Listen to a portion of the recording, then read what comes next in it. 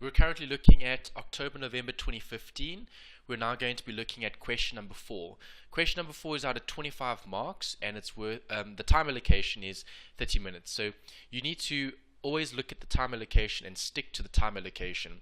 The marks is obviously a quarter of the paper, and we need to look at the required. So when I start a question like this, I'm going to be seeing what are they actually asking me to calculate. So number A says calculate the number of shares that were subscribed for by the general public before the capitalization issue. Then B is record the journal entries in the general journal of B for the period 1 Feb to 30th of June. That's important. So you need to do journal entries for that particular period. So from the 1st of Feb all the way through to the 30th of June. Journal narrations are required, so you do need to include them, and they say show all calculations, and that's out of 25. With a question like this, you need to draw a timeline because you need to look at the sequence of events. What actually happened over the life of this particular business?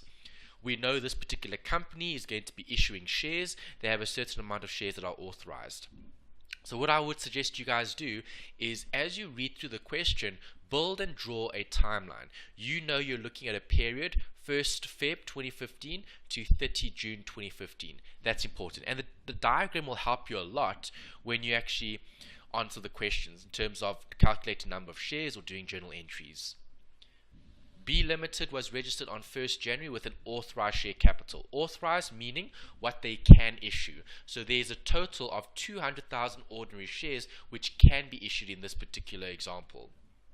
The company offered 10,000 ordinary shares to the incorporators of the company at a value of 20,000, all of which were taken up and paid for on 28 January. So that's something that we're looking at here in terms of the amount of shares that were issued. They want us to record the journal entries in the general journal of B Limited for the period 1st of Feb to 30th of June. So here we're looking at 28th of Feb, which is slightly before, and that was obviously an amount of share that was subscribed for. That happened in the past. So if I'm drawing a timeline, I'm going to obviously start with shares, rand value, and the price per share. I'm going to be looking at what was authorized and how much was actually paid for. So if I'm looking at the actual movements, I'm going to have 10,000 shares that were issued at 20,000 each. That's what they said in the question. 20,000 rand, 10,000 shares. So the price per share was 2 rand per share when selling shares to the incorporators of the business. And that took place on the 28th of January. They want us to look at everything from 1st of Feb onwards. So that's what we're going to be focusing on. 1 Feb all the way through to, let's go back to the question, 30th of June 2015. Then the question says, on 1 Feb 2015, so there's the date that we're looking at, B, shares traded at 20% more than the previously recorded price, and the company decided to offer ordinary shares to the public. This public offering was underwritten by Doomsday Bank at a commission of 4%. So there's obviously a commission of 4% that's going to be payable to the underwriters of the share issue, which had to be settled by 31 May 2015. So if it must be settled, it will be considered a liability until it has been paid. So the underwriting commission is going to be recorded as an expense, but there'll be an accrued expense because you haven't paid it yet. So there's a liability that needs to be recorded, and the expense will obviously be recorded as an amount that was agreed on between you and the bank. So if I'm looking at 1st of Feb, I need to record that in my book. So 20% more than what it was previously. Well, I know previously the incorporators had a price of 2 rand. Obviously, if it's going to be 20% more, I'm going to increase it by 20%. So 20% of 2 rand, if you times it on your calculator, is 40 cents. Then I'm going to obviously calculate a price of 2 rand 40. So that's the increased price that's going to be applicable in this scenario. 2 rand 40 is the new price that you're going to be selling shares for in this particular company. Let's go back. How many shares did we sell? Well, they said the public offering was underwritten at 4% and it had to be settled by 31st of May. So that's the price. They say the company's accounting records indicate an expense amounting to 6,000 as underwriting commission. So now we know that the commission that was paid on the shares that were issued here amounted to 6,000, which is obviously 4% of the total issue. So we need to do a calculation. X represents the amount of shares that I've issued. So 4% of X equals 6,000 because that's the underwriting expenses. So if I then convert to a decimal, 0.04x is 6,000. Solve for X, and that's going to give me an amount of 150,000 shares. So now I know that on that particular day, I've sold a certain amount of shares. In this case, I've sold 150,000 shares, and if each share was sold at a price of R2.40, then the total proceeds that you would have received would have been 62,500. So that's the amount that was received. There was the underwriting commission, which we spoke about, and we know in the records there's going to be an expense and obviously an amount payable. And the commission expense will only be payable later on in the financial year. Great, so now we've read that. Let's continue reading. Then they say the shares to the public were issued and allotted on 28 May. That's important. It's during the period that we're looking at. Then they also say on 1 June, B Limited received a check amounting to 36,000 from Doomsday Bank as a final settlement. So final settlement meaning that there was an undersubscription possibly, because if we think about it, remember, an underwriter is going to help you when issuing shares to the public. If the public don't buy all the shares, then the underwriter is going to actually have to pay for some of the capital that the business would be raising from issuing shares. So that's what they've actually paid you. They've paid a net amount, okay, as a final settlement. So let's record that in our timeline. On the 1st of June, there was a payment from the bank, and there was an amount outstanding, okay, or the net amount. The net amount was the 36,000, which is the amount that the bank had paid in full settlement of the account. Let's go back. Then we have on 28 June, the board of B decided to issue cap shares to ordinary shareholders in the ratio of 3 ordinary for every 5 held at a fair consideration of 136,800. On this date, B Limited had a credit balance of 500,000 in the retained earnings. Okay, so just to revise some theory, with a capitalization issue, shares are going to be issued from retained earnings. So if you're a shareholder holding a certain amount of shares, you'll be given more shares, and they'll be paid out of the retained earnings of the company. So in this question, I need to highlight the date. When did this take place? On the 28th of June. There was a capitalization issue. We need to calculate how much shares were actually issued. What we do know is that the fair consideration was 136,800. That's what we know. So we need to calculate the number of shares for the actual issue. We know that the Rand value is 136,800. That's what we know. So now we need to go back and we need to actually look at the information given in the question, and we need to continue identifying, well, what was the actual adjustment, okay, or what did we actually have to provide in terms of the amount of shares that were bought bought by the public and bought by the underwriter. That's something to consider. Earlier we spoke about the 62,500 shares. Right, we know that we're looking at everything from 1st of Feb right up until 30th of June. Let's put that date in here as well. Okay, we know there was a capitalization issue. We need to do that calculation to see what was left over. What we also know from the question is retained earnings was 500,000. We read that in the question. Right, what else do we need to read? Okay, we've gone through it once. Okay, so that's what I would be doing. That's the exam technique. Exam technique, read the question, try draw a timeline. Try do some calculations if you can, but put all the information on a timeline. And the timeline that we're going to be looking at is this: 1st Feb to 30 June. So anything that takes place during that period of time, I'm going to have to do some sort of recording or working or calculation depending on what the required is. So let's go back to the required and let's see what they were asking us to do. Number 1, or A, indicate the number of shares that were subscribed for by the general public before the capitalization issue. So before the capitalization issue, we're looking at what was subscribed for by the public. We know that in terms of shares that were being sold, the number of shares was 62,500. They said before the capitalization issue. So the only time that we had before the capitalization issue was the number of shares. So how many shares have we issued? Okay, which would be, well, this would be the shares that I issued at the beginning, and that would be the shares that I issued later.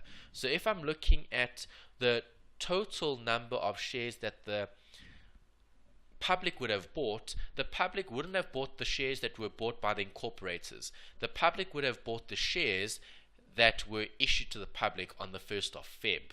So that's something that I need to look at. So to do a calculation for that, obviously we sold the total amount of shares that were sold, and that came from this date over there. That's what we're looking at.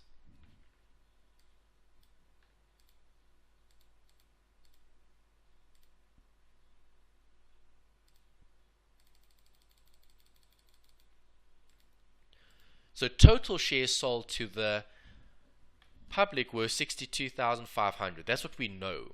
Okay, we need to determine how much the public bought, and we need to determine how much the underwriter bought. That's what they're asking you to do. Okay, so do we have enough information about the public? The answer is no. Do we have enough information about the underwriter? Well, the answer is actually yes. Okay, and the reason for that is we've got this note over here. They told us that the bank paid a settlement of 36,000 for the undersubscribed issue of shares. So what did they actually end up paying us? Well, they paid us a net amount of 36,000. That's how much the underwriter paid us, and that's after a commission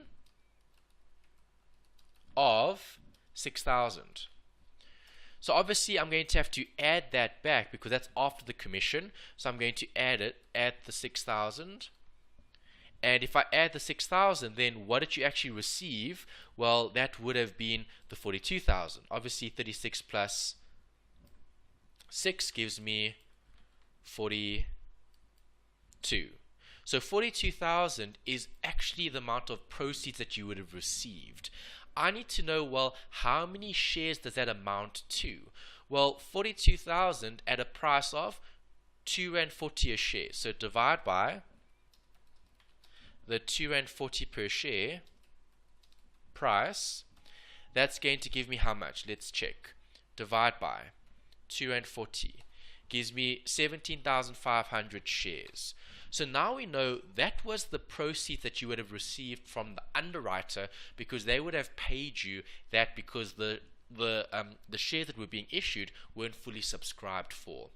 So now I've got that figure. I can go back over here and I can now record the amount of shares that the underwriter has purchased, which would be the 17,500. Now I know how much they've purchased. We know what the total was, so the public would have bought the difference. 62.5 minus 17.5 gives you 45,000. This is what the public would have bought. That's what they would have bought based on the information that we have in the question. Have we answered the question? Let's go back and check. Calculate the number of shares that were subscribed for by the general public before the capitalization issue. For 7 marks, you had to do workings. I've done workings. I've shown it. That would be my final answer. 45,000 is what the public would have bought, what they would have subscribed for. Okay, let's put an answer down here. 17,500 shares is what was bought by the public. 45,000 was bought by the public, and 17,500 was bought by the underwriter. Okay, just to summarize that bit.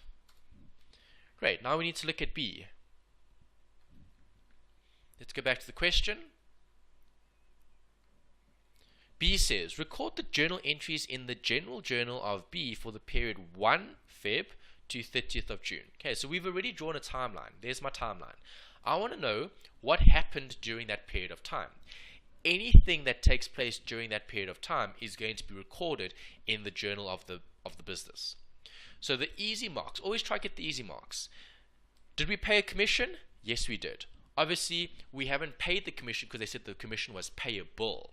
They said the commission was payable, settled on 31st May 2015. So 31st May 2015 is the payment of the commission which took place later. But we know there was a net amount that was payable after the commission. So that's something that we're going to have to provide for. First thing would be the commission. Well, if I look at the general journal entries, I'm going to have a debit and a credit side. The first thing is obviously the commission. They told you in the question that the commission was 6,000 and the commission was paid on the 1st of Feb. Well, let's say incurred on the 1st of Feb rather, and paid on the 31st of May. So that's obviously an amount that's owed. That'll be a liability. So you would debit the expense because the expense goes up, and then you'll credit the liability because you have an amount that's outstanding, that's owed to the business. That's an easy mark. That came straight out of the question. What else did they say? Well, then they told you that they obviously sold shares. Okay, we did the calculations here. So looking at what we calculated, we can see here that 62,500 shares were issued. A portion was bought by the public and a portion was bought by the underwriter. Okay, remember, if there's a timing difference, they spoke about the issuing of these shares. Where is it? There's it. Okay, so on 1st of Feb, the shares were trading at 20% more, and then they say that the shares to the public issue were allotted on the 28th of May. So the allotment came later. Obviously, people are going to subscribe for those shares before or ahead of time, and then later on those shares will be given to those shareholders. So if I'm looking at what happened originally I sold how many shares? 62,500 shares, and I sold that at R2.40 per share. So the rand value that I'm going to be receiving in total is the 150,000. Did the public subscribe to everything? The answer is no, they didn't. The underwriter had to buy a portion. So how much was the portion that they had to buy? 17,500. Okay, and we saw that 17,500 is the same as 42,000. That's the amount that the underwriter has to pay for the shares that were undersubscribed for. Public, 45,000. So 45,000 times R2.40 is going to give you an amount that the public had subscribed to. So if I'm looking at the actual transactions, let's record that. Debit the bank. Why? Bank is going up because I'm receiving proceeds from the issuing of shares. How many shares did the public get? The public got 45,000 shares at R2.40 a share. That gives me the 108. How many shares did Doomsday Bank have to buy? We worked it out earlier. 17,500 shares gives you the 42. So you'd be debiting the bank, you'd be debiting Doomsday, and you'd be crediting the allotment account. Okay, why do I debit Doomsday? Because remember, it's an amount that's going to be received from the actual underwriter. So you'll either maybe have to pay them or they'll have to pay you depending on the scenario. We know that Doomsday Bank actually had to pay us because our commission was only 6,000, but as you can see here, they need to buy 42,000 worth of these undersubscribed for shares. Later on, we're going to have to show the allocation, and the allocation is easy. You're literally allocating share capital to the owners. So I'm going to have to debit the allotment account because the allotment account will always fall away. Go back and have a look at the theory. We spoke about why the allotment account falls away, because you're assigning a debit to a credit. So it's purely a working account. It's almost like your asset realization account. or your appropriation account. It's just a working account, or even liquidation. They're working accounts. They're used to calculate something, and once we've calculated the answer, that's it. That's the end. So that's 28th of May. We had to allocate or allot the shares that were bought. So a portion will go to the public, and a portion will go to Doomsday Bank. Narration: ordinary share capital issued to the market with D-Bank as an underwriter. Okay, let's go back up to the top. So now we've looked at this. We've paid the commission, we've looked at the recording, we've looked at the allocation. 28th of June was the capitalization share issue. That's what they said. They want till 30th of June. When did this was the allotted, okay, so 28th of June, there's it. 28th June is that's the capitalization, and that's 3 shares from every 5 held, so I'm going to have to allot that to the actual owners. But before then, we had this that I didn't record, 1st of June. Okay, so I recorded that was 1st of Feb. I didn't record this, which was the net amount payable by Doomsday Bank. Okay, we spoke about it. We know that Doomsday Bank has a credit here, okay, meaning we owe them, and then we have a debit there, meaning they owe us because there was an undersubscription of shares. So obviously the net amount would be the 36,000, and that's an amount that we're going to receive from them. Okay, that's what we read in the question. They told us that the net amount was paid by the bank over to the business. So you would credit Doomsday Bank and you would debit the bank. Asset going up, liability coming down. Going up actually, because this, I should actually say, maybe let me change this, asset decreasing. Okay, why do I say asset decreasing? Receiving payment from the underwriter for an undersubscription. That's what you're actually looking at. Okay, let's just move that across a bit so you can see that. Okay, then the last bit, obviously we're looking at everything up until this point in time, 31st of June. So I need to look at this. So now, do you agree, if I know how many shares have been issued, well, the incorporators have 10,000, and then 62,500 is broken up between the public and the underwriter. So total number of shares here would be the 72,500, because that's the total. That's this amount plus that amount. 72,500 shares is what we've actually issued. That's the total number of shares. Then they're talking about a rights issue. So the rights issue said that we are going to give 3 ordinary shares for every 5 held. So that means we're going to be giving 3 shares for every 5 held. So the total shares that we've issued is 72,500. If I'm giving 3 shares for every 5 held, I'm going to show the calculation, which is 3 shares for every 5 held.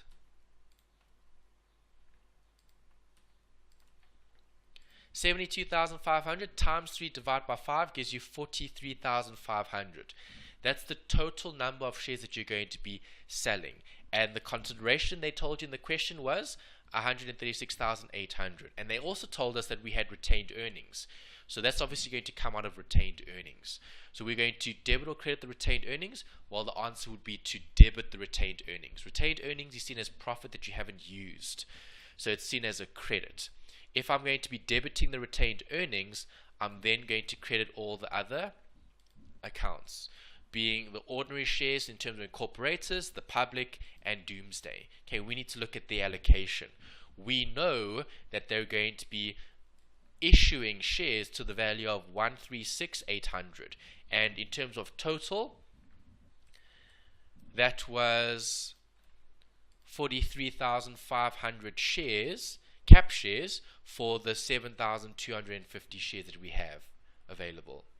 So now, if I'm looking at the percentage of, alright, I'm focusing on the ordinary shares. How many ordinary shares does the incorporators have? They've got 10,000.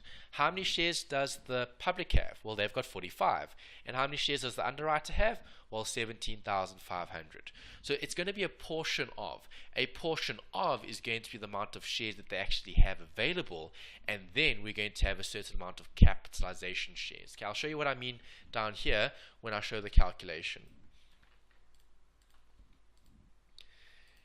Okay, so if I'm looking at the total shares, 10,000, which is how much the incorporators have, of the 72,500 shares, I'm then going to calculate how much shares was actually issued. So every 5 shares will be issued 3.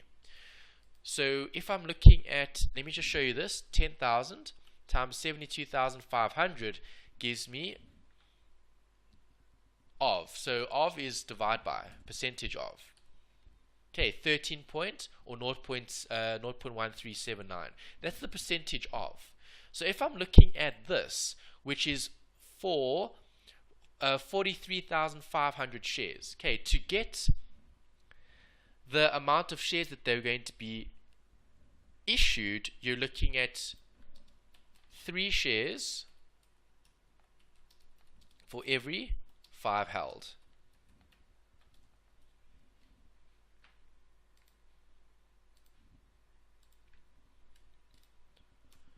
So if I'm looking at this, how many shares are held? Well, 10,000 shares. So 10,000 divided by 5 gives you, 10 divided by 5 is 2,000. And then 2,000 times 3 gives you 6,000 shares.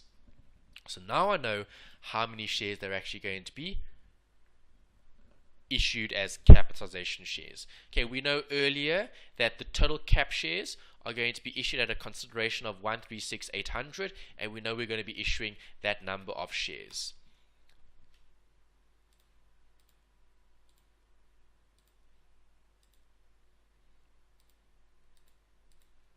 So the share price will obviously be the consideration divided by the total number of shares. So how much does the public or the incorporators actually get? Well, 6,000 times the share price, that price there, gives me that answer. How much do they get? This times the share price. How much do the Doomsday Bank underwriters get? This times the share price. And this would add up to the 136,800 because that's the total amount of consideration. This was the capitalization share issue, meaning I've sold more shares out of retained earnings and I've allocated that to the incorporators, the public, and Doomsday Bank. That was out of 18, and we've recorded all the transactions from 1st Feb to the 30th of June. The last transaction that we have in terms of our timeline was the actual cap issue, which took place on the 28th, so it's before the 30th of June. 30th of June, they just mentioned that retained earnings was available to be distributed between the owners. And that completes this question.